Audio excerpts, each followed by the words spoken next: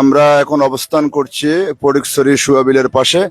তো আমরা রাবেতায়ে উলামায়ে আহলে সুন্নাত বাংলাদেশের পক্ষ থেকে আমরা ফটিকছড়ির প্রায় প্রত্যন্ত অঞ্চলে আজকে আমরা সারাদিন ঘোরাফেরা করেছি।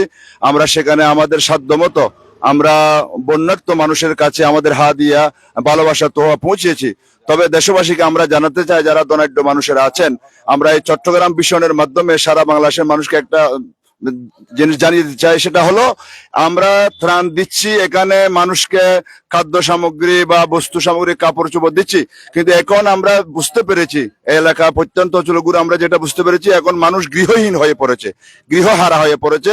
চাই চট্টগ্রাম মিশনের মাধ্যমে যারা ত্রাণ দিচ্ছেন সারা বাংলাদেশে, যারা ফটিকছড়ির দিকে আসবেন, তাদের কাছে আমাদের একটা অনুরোধ থাকবে, আমাদের রাবেতায়ে উলামায়ে সুন্নতের পক্ষ থেকে আমাদের যেটা অভিজ্ঞতা আজকে সারাদিন আমরা দেখেছি, এখানে মানুষের থাকার কোনো ঘর নেই।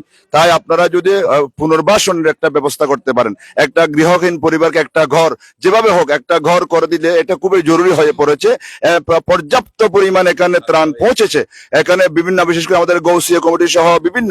তো আজকে যারা আমাদের সাথে যুক্ত আছেন বাংলাদেশের, যারা আপনাদের কাছে যারা যারা ত্রাণ দিচ্ছেন, সবার কাছে আমাদের অনুরোধ থাকবে, ফটিকছড়িতে এখন পুনর্বাসনের বেশি প্রয়োজন হয়েছে। তাই আপনারা মেহেরবানি করে যারা আসছেন ফটিকছড়ির দিকে, আর কোনো খাদ্য সামগ্রী বস্তু সামগ্রী না এনে আপনারা এক একটা পরিবারের জন্য এক একটা গৃহহীন পরিবার একটা গৃহ তৈরি করে দেওয়ার জন্য আমরা রাবেতার পক্ষ থেকে আপনাদেরকে অত্যন্ত বিনয়ের সাথে অনুরোধ জানাচ্ছি।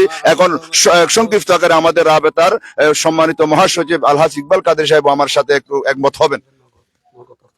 ধন্যবাদ চট্টগ্রাম মিশনকে। আপনারা বিশেষ করে এই প্রত্যন্ত অঞ্চল ফটিকছড়িতে ঘুরে ঘুরে আমাদের জাতিকে সংবাদ পরিবেশনের মাধ্যমে এই ফটিকছড়ির অবস্থানকে আপনারা পরিষ্কার করে দিচ্ছেন।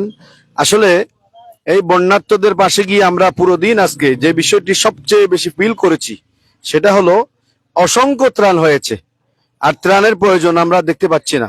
ত্রাণের আর প্রয়োজন নেই, আমাদের এখন প্রয়োজন হলো পুনর্বাসন করা। প্রতিটি গৃহহীন ব্যক্তিদেরকে আমরা যদি একটি ঘর নির্মাণ করিতে পারি, এক একটা সংস্থা 5টি ঘর নির্মাণ করার, 10টি ঘর নির্মাণ করে দেওয়ার যদি আমরা প্রতিশ্রুতি নিতে পারি, প্রতিজ্ঞা নিতে পারি, ইনশাআল্লাহ এই বাংলাদেশের প্রত্যন্ত অঞ্চল যেখানে যেখানে বন্যা হয়েছে, বন্যার্ত মানুষের জন্য সবচেয়ে বড় সহযোগিতা হবে সেটি।